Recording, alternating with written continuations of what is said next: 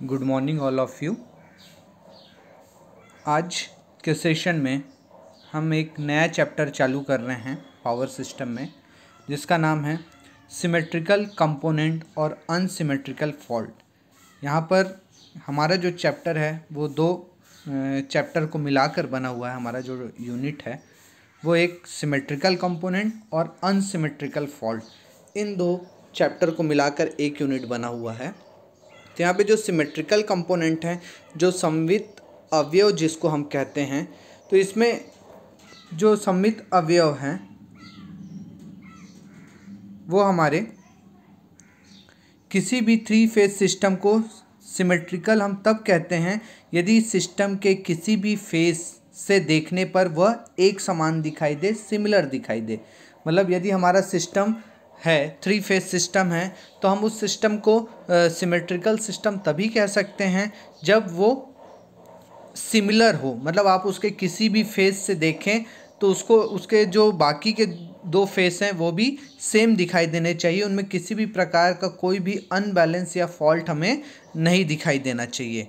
तो इस प्रकार थ्री फेज सिमेट्रिकल सिस्टम में सेल्फ इम्पीडेंस जो होते हैं, हर फेज़ के अपने अपने इम्पीडेंस होते हैं, तो हर फेज़ के जो इम्पीडेंस है उनको हम सेल्फ इम्पीडेंस कहते हैं, और किन्हीं भी दो फेज़ के बीच के इम्पीडेंस को हम म्यूचुअल इम्पीडेंस कहते हैं। तो इस प्रकार थ्री फेज सिमेट्रिकल सिस्टम में जो सेल्फ इम्पीडेंस होते हैं तीनों फेस में वह एक समान होने चाहिए, तथा जो म्यूचुअल इम्पीडेंस है जिसको हम अन्योन प्रतिबाधा भी कहते हैं, यदि कोई थ्री फेज के बीच भी एक समान होता है तो थ्री फेज वोल्टेज और करंट को बैलेंस्ड कहेंगे। यदि थ्री फेज वोल्टेज और करंट के मैग्नीट्यूड वैल्यू एक समान है तथा एक दूसरे से 120 डिग्री के डिफरेंस पर सेपरेट हैं या डिस्टेंस को मेंटेन करते हैं, तो ये जो सिस्टम है हमारा सिमेट्रिकल और बैलेंस सिस्टम कहलाएगा। और इस प्रवृत्ति को वोल्टेज या करंट के एनालिसिस को हम थ्री फेज सिंगल फेज के आधार पर भी कर सकते हैं। क्लियर है यहाँ पर? तो यहाँ पर जो आपका सिमेट्रिकल कंपोनेंट है वो थ्री फेज सिस्टम के लिए होता है। हम जो थ्री फेज ट्रांसमिशन करते हैं या जो थ्री फेज सिंक्रोनिज्म करते हैं उनमें हम सिमेट्रिकल शब्द का बहुत उपयोग करते हैं। तो सिमेट्रिकल सिस्टम हम अपने सिस्टम को तभी कहते हैं जब उनमें किसी भी प्रकार का कोई फॉल्ट नहीं आता है, तीनों फेज जो हैं वो एक दूसरे के समान होते हैं, उनमें सेल्फ इम्पीडेंस का मान भी एक जैसा होता है। तो ये आपका सेल्फ इम्पीडेंस कहलाता है, सिमेट्रिकल कंपोनेंट कहलाता है। ठीक है, तो यहाँ पर ये जो तीनों फेस हैं ये आपस में एक दूसरे से 120 डिग्री के डिफरेंस पर होते हैं तथा परिणामी या मैग्नीट्यूड फॉर्म में ये एक जैसे ही होते हैं। तो यहाँ पर जो सिस्टम है वो सिमेट्रिकल और बैलेंस्ड नेचर का होता है। तो जो वोल्टेज और करंट को हम एनालाइज करते हैं उसके आधार पर, सिंगल फेस के आधार पर हम यहाँ पे वोल्टेज और करंट को एनालाइज कर सकते हैं।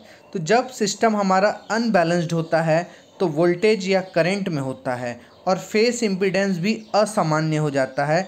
इस सिस्टम को सॉल्व करने के लिए सिमेट्रिकल पर फेस विधि का उपयोग करते हैं, जिसे हम सिमेट्रिकल कंपोनेंट मेथड कहते हैं। तो यदि हमारा कोई भी ऐसा सिस्टम है, थ्री फेस सिस्टम है, यदि वो अनबैलेंस्ड फॉर्म में है, अनसिमेट्रिकल फॉर्म में है, उसके फेस में जो वोल्टेज या करंट का मान असामान्य है या उनमें जो सेल्फ इम्पीडेंस की वैल्यू है वो अलग अलग है या उनके बीच जो 120 डिग्री का डिफरेंस नहीं है, तो ये जो कंडीशंस हैं ये सिस्टम को अनबैलेंस बनाती हैं, अनसिमेट्रिकल बनाती हैं। तो हम अपने सिस्टम को, अनबैलेंस सिस्टम को या अनसिमेट्रिकल सिस्टम को हम यहाँ पर सिमेट्रिकल फॉर्म में, बैलेंस्ड फॉर्म में लाने के लिए सिमेट्रिकल पर फेस मेथड का उपयोग करते हैं, जिसे सिमेट्रिकल कंपोनेंट मेथड कहते हैं। क्लियर है? तो ये हमारा एक सिमेट्रिकल कंपोनेंट या सममित अवयव है। तो इस सममित अवयव में हम किसी भी थ्री फेज सिस्टम में जो सिमेट्रिकल कहते हैं, यदि सिस्टम में किसी भी फेज से देखने पर वह एक समान दिखाई देता है। और इस प्रकार थ्री फेज सिमेट्रिकल सिस्टम में जो सेल्फ इम्पीडेंस होते हैं वो तीनों फेज में एक समान, तथा जो म्यूचुअल इम्पीडेंस होते हैं यदि कोई थ्री फेज के बीच भी है वो एक समान ही होता है। थ्री फेज वोल्टेज या करंट को बैलेंस्ड कहेंगे यदि थ्री फेज वोल्टेज या करंट के जो मैग्नीट्यूड है, वैल्यू हैं, वो एक समान हो तथा एक दूसरे से 120 डिग्री के डिफरेंस पर रखे गए हों। किसी भी सिस्टम के सिमेट्रिकल और बैलेंस्ड नेचर है वोल्टेज और करंट को एनालाइज हम सिंगल फेस के आधार पर भी कर सकते हैं। तो जब सिस्टम हमारा अनबैलेंस्ड होता है तो वोल्टेज और करंट में होता है और फेस इम्पीडेंस में भी असामान्य हो जाता है। इस सिस्टम को सॉल्व करने के लिए सिमेट्रिकल पर फेस मेथड का उपयोग करते हैं, जिसे सिमेट्रिकल कंपोनेंट मेथड कहते हैं।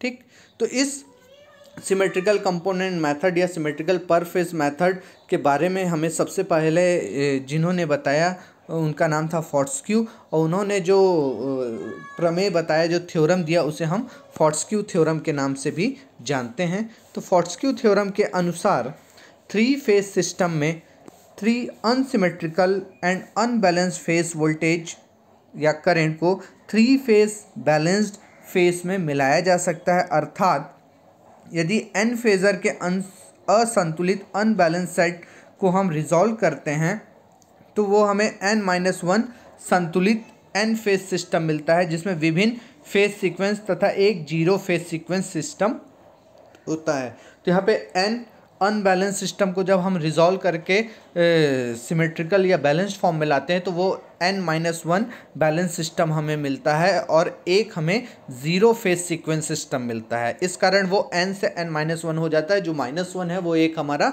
ज़ीरो फेज सीक्वेंस सिस्टम होता है। क्लियर है? तो यहाँ पर आपको ये फॉर्टस्क्यू थ्योरम था। फॉर्टस्क्यू थ्योरम में मैंने आपको बताया कि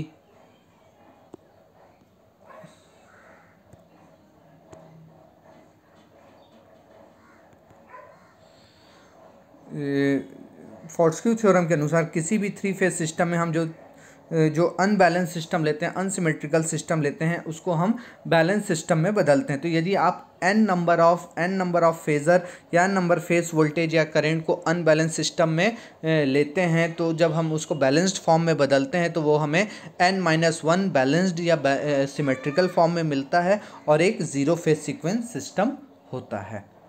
क्लियर है? नेक्स्ट जो है वो है हमारा फेज सीक्वेंस। फेज सीक्वेंस जो होता है उसमें आपको ये दिखेगा, ये देखिए मैंने एक फेज सीक्वेंस का यहाँ पे बनाया हुआ है। फेज सीक्वेंस होता है मतलब चरण अनुक्रम, चरण अनुक्रम भी हम इसे कह सकते हैं।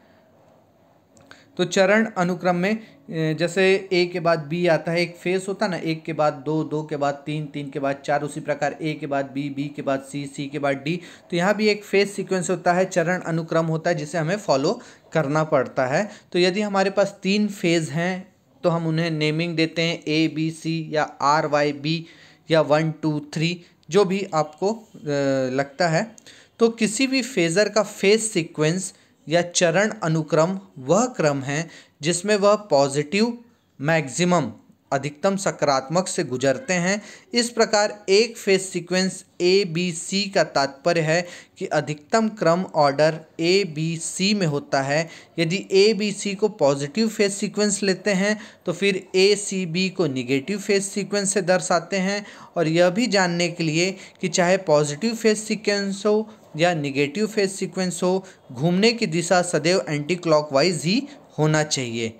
पॉजिटिव भी फेज सीक्वेंस वोल्टेज हमेशा ओरिजिनल फेज सीक्वेंस को फॉलो करता है। तो यहाँ पे हमारे जो फेज सीक्वेंस है, चरण अनुक्रम है, उसमें यदि हम 3 फेज की बात कर रहे हैं और उनको नेमिंग दे रहे हैं ए बी सी, तो यदि हम उसमें कंसीडर करते हैं, ऐसा मानते हैं कि हमारा जो ए के बाद बी, बी के बाद जो सी आ रहा है वो पॉजिटिव फेज सीक्वेंस है, तो निगेटिव फेज सीक्वेंस उसका जस्ट अपोजिट होगा कि ए के बाद बी ना आके वो सी पे जाएगा, ए के बाद सी, सी के बाद बी पे आएगा। तो ये हमारा निगेटिव फेज सीक्वेंस होगा, या हम इसे निगेटिव फेज सीक्वेंस के द्वारा दर्शाएंगे। और यह भी जानने के लिए कि चाहे पॉजिटिव फेज सीक्वेंस हो या निगेटिव फेज सीक्वेंस हो, घूमने की दिशा सदैव आपकी एंटी क्लॉकवाइज ही होनी चाहिए। ठीक है?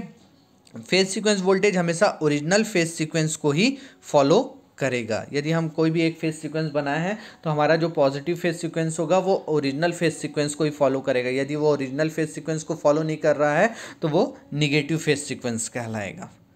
ठीक? तीसरा हमारा जो टॉपिक है वो है अल्फ़ा ऑपरेटर। इसे हम डिफरेंट डिफरेंट नेम से भी जानते हैं।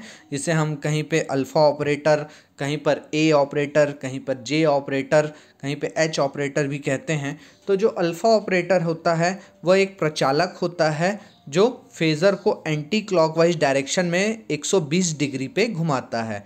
मतलब यहाँ पर जो हमारा अल्फ़ा ऑपरेटर है वो एक ऑपरेटर होता है जो हमेशा क्या करता है, एंटी क्लॉकवाइज डायरेक्शन पे घुमाता है।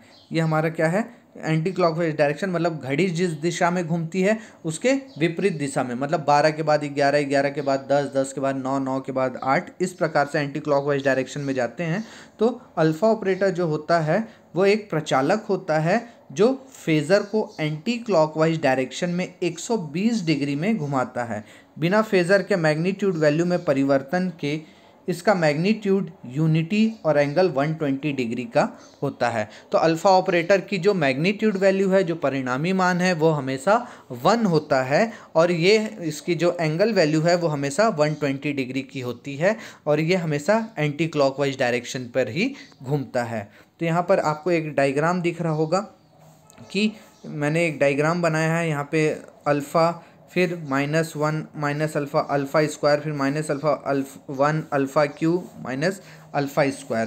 तो ये जो आपको डायरेक्शन दिख रहा है इसमें आप देखेंगे कि सभी आपस में 120 डिग्री पे हैं। अगर आप इनको बीच में से काटते हैं तो ये 60 पे बढ़ते हैं। तो यहाँ पे जो अल्फ़ा है उसका मान हमेशा 1 एंगल 120 डिग्री होता है।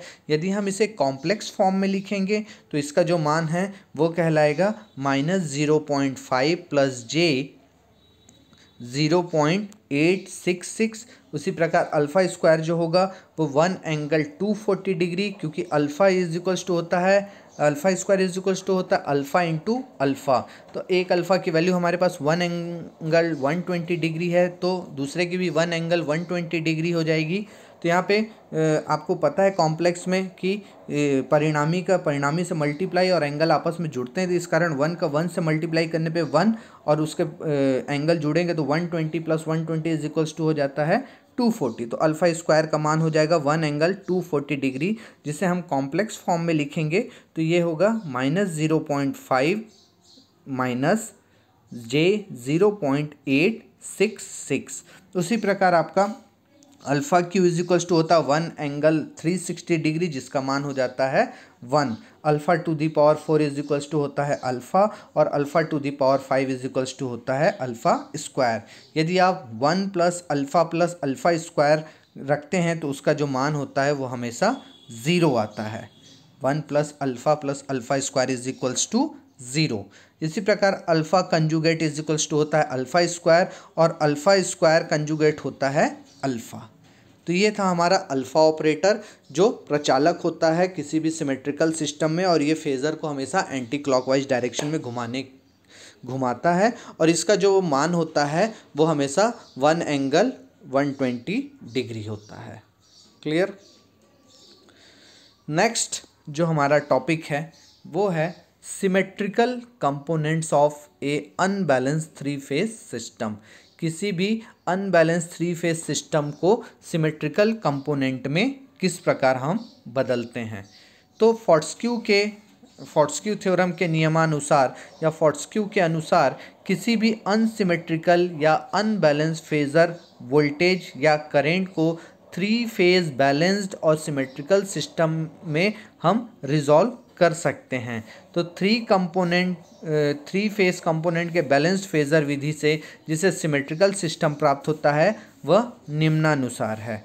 ठीक है, मानना उसमें पहला जो होता है वो 3 भागों में बटा होता है। पहला होता है पॉजिटिव सीक्वेंस कंपोनेंट। तो एक 3 फेज का सेट है जो इक्वल मैग्नीट्यूड तथा एक दूसरे से 120 डिग्री के डिफरेंस पर होते हैं तथा एक समान फेज सीक्वेंस जो ओरिजिनल फेज़र होता है उसी को फॉलो करते हैं, तो वो पॉजिटिव सीक्वेंस कंपोनेंट कहलाते हैं। दूसरा जो सेट होता है वो निगेटिव फेज सीक्वेंस कंपोनेंट कहलाता है।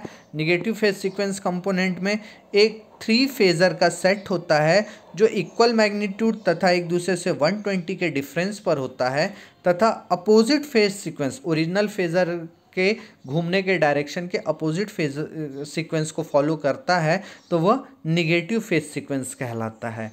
उसी प्रकार तीसरा जो है वो है ज़ीरो सीक्वेंस कंपोनेंट। तो एक थ्री फेज़र का सेट जो इक्वल मैग्नीट्यूड का होता है तथा एक दूसरे से 0 डिग्री के डिफरेंस पे होता है वो ज़ीरो सीक्वेंस कंपोनेंट कहलाता है। तो मतलब यहाँ पर जो तीन सेट हैं हमारे, positive sequence component, negative sequence component और जीरो सीक्वेंस कंपोनेंट, ये तीन फेज़ का एक सेट होता है और इनकी मैग्नीट्यूड जो होती है वो इक्वल होती है।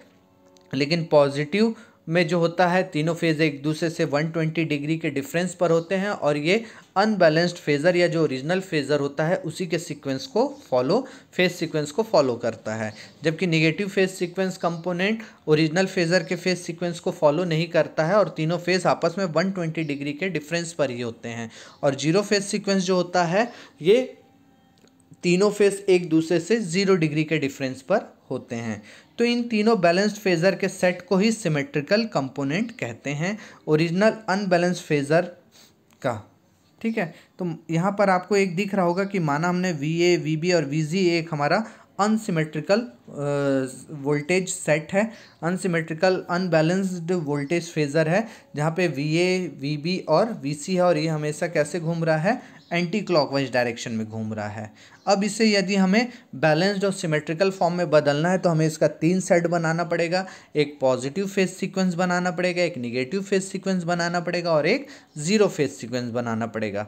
तो जो पॉजिटिव फेज सीक्वेंस होगा उसके जो फेज़र होंगे वो तीनों इक्वल मैग्नीट्यूड के होंगे, एक दूसरे से 120 डिग्री के डिफरेंस पर होंगे और ओरिजिनल फेज़र के ही सीक्वेंस को फॉलो करेंगे। मतलब आपको क्या दिख रहा है कि A के बाद C आ रहा था और C के बाद B आ रहा था, तो जो पॉजिटिव फेज सीक्वेंस है वो भी क्या हो रहा है, देखो हम उसको 1 से शो कर रहे हैं। तो VA1 के बाद VC1 और VC1 के बाद VB1 आ रहा है। उसी प्रकार जो निगेटिव फेज सीक्वेंस होगा वो भी इक्वल मैग्नीट्यूड के होंगे, आपस में 120 डिग्री के डिफरेंस पर होंगे, लेकिन ये ओरिजिनल फेज़र के फेज सीक्वेंस को फॉलो नहीं करेगा। तो आपको यहाँ पे क्या दिख रहा है, इसको हम 2 से शो कर रहे हैं। 2 जो है वो निगेटिव फेज सीक्वेंस को शो कर रहा है। तो यहाँ पर क्या है, VA2 के बाद VB2 और VC2 आ रहा है। उसी प्रकार ज़ीरो फेज सीक्वेंस में हमें क्या दिख रहा है कि तीनों जो फेज सीक्वेंस हैं वो इक्वल मैग्नीट्यूड के हैं बट आपस में एक दूसरे से 0 डिग्री के डिफरेंस पर हैं और इसे हम ज़ीरो के द्वारा शो कर रहे हैं। ज़ीरो जो है वो ज़ीरो फेज सीक्वेंस को दर्शा रहा है। तो यहाँ पर आपको दिख रहा होगा VA0, VB0 और VC0। तो जो positive phase sequence, negative phase sequence और ज़ीरो फेज सीक्वेंस है, तो जो जीरो सीक्वेंस सेट है उसे हम VA0, VB0 और VC0 के द्वारा शो कर रहे हैं। पॉजिटिव सीक्वेंस सेट को हम VA1, VB1 और VC1 के द्वारा शो कर रहे हैं। निगेटिव सीक्वेंस सेट को हम VA2, VB2 और VC2 के द्वारा शो कर रहे हैं। चूँकि प्रत्येक अनबैलेंस्ड ओरिजिनल फेज़र अपने ही कंपोनेंट का सम होता है, इस कारण जो VA है वो होगा VA0 plus VA1 plus VA2। उसी प्रकार जो VB है वो होगा VB is equals to VB0 plus VB1 plus VB2 और VC जो है वो होगा VC0 plus VC1 plus VC2। तो ये था हमारा जो आज किसी भी अनबैलेंस थ्री फेज सिस्टम को सिमेट्रिकल कंपोनेंट में बदलना। तो कोई भी जो हमारा अनबैलेंस थ्री फेज सिस्टम है उसको हम फोर्टस्क्यू थ्योरम के अनुसार सिमेट्रिकल सिस्टम या बैलेंस सिस्टम के तीन सेट के द्वारा बदलते हैं। पहला सेट कहलाता है पॉजिटिव सीक्वेंस कंपोनेंट, दूसरा सेट कहलाता है निगेटिव फेज सीक्वेंस कंपोनेंट और तीसरा सेट कहलाता है ज़ीरो सीक्वेंस कंपोनेंट। तो इन तीनों बैलेंस्ड फेज़र सेट को ही हम सिमेट्रिकल कंपोनेंट कहते हैं जो ओरिजिनल अनबैलेंस्ड फेज़र का होता है। तो ये तीन सेट हैं, positive phase sequence, negative phase sequence और जीरो फेज सीक्वेंस, और ये तीनों का सम ही ओरिजिनल फेज़र के फेस के बराबर होता है। तो आज के हमारे चैप्टर में मैंने आपको अपने सिमेट्रिकल कंपोनेंट में सिमेट्रिकल कंपोनेंट क्या होते हैं, इनको हम किस प्रकार से शो करते हैं, एक्सप्रेस करते हैं, इसके बारे में सबसे पहले फोर्टस्क्यू नाम के एक साइंटिस्ट ने बताया था। उन्होंने एक थ्योरम बताया था कि किसी भी three phase unbalance unsymmetrical system को बैलेंस्ड सिस्टम में बदलने के लिए बदला जा सकता है, अर्थात एन फेज़र के जो असंतुलित सेट होंगे उनको हम जब बैलेंस्ड फॉर्म में बदलते हैं तो वो हमें n-1 संतुलित फेज सिस्टम मिलते हैं, जिसमें विभिन्न फेज सीक्वेंस होते हैं तथा एक ज़ीरो फेज सीक्वेंस सिस्टम होता है। उसके बाद मैंने आपको फेज सीक्वेंस क्या होता है, चरण अनुक्रम क्या है, ये मैंने आपको बताया। अल्फ़ा ऑपरेटर या ए ऑपरेटर क्या होता है, इसका मान क्या होता है, ठीक है, ये किस प्रकार से काम करता है। देन किसी भी हम three phase system, unbalance three phase system को सिमेट्रिकल कंपोनेंट में किस प्रकार बदलते हैं, इसके बारे में मैंने आपको बताया। अगली क्लास में मैं आपको कंपोनेंट सिंथेसिस और कंपोनेंट एनालिसिस के बारे में बताऊंगा कि वो किस प्रकार से होता है। तो आज की क्लास में हमारा यहीं तक। होप सो आपको समझ में आया होगा। यदि नहीं समझ में आया, किसी प्रकार का डाउट है, तो हम अगली क्लास में ट्यूटोरियल क्लास में हम अपने इस डाउट को क्लियर करेंगे। आगे जो है डेरिवेशन है, अनसिमेट्रिकल फॉल्ट्स के बारे में भी हमें देखना है। तो ये बहुत ही इम्पॉर्टेंट चैप्टर है और इसमें बहुत सारे क्वेश्चन बनते हैं, तो आप इस पे ध्यान दीजिए। और यदि किसी प्रकार का कोई डाउट है तो आप मुझसे बताइए, मैं आपके डाउट को क्लियर करूँगा। तो आज के लिए थैंक यू। होप सो आपको आज का लेक्चर समझ में आया होगा। Thank you.